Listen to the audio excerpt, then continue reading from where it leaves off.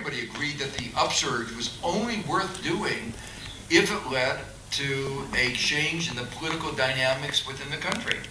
And it hasn't done that. So from that point of view, it may have saved some lives, but one also ought to put all of this in terms of the frame of the level of violence which had grown. It's reduced the violence, but back to the level of early 2006. It hasn't reduced the violence to a pre-war level. 2007 was the bloodiest year in Iraqi in the entire war.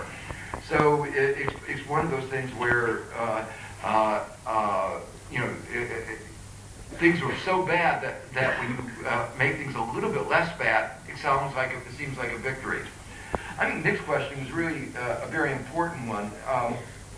I would argue that these kinds of reforms that we talk about, including the budgetary process, should be part of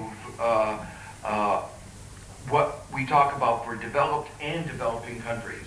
And the discussions of accountability ought to go for both developed and developing countries. One of the ironies was that Paul Wolfowitz was talking about corruption in the World Bank and in developing countries. His credibility was a little bit limited because the corrupt processes that U.S. was using in letting out its bidding were exactly the kind of things that the World Bank was saying countries shouldn't do. So in fact, the standards of the World Bank, by the standards of the World Bank, the U.S. would have failed. And I think that's an important point to put in perspective. And then how could he come in there and start criticizing the World Bank? It was really quite phenomenal.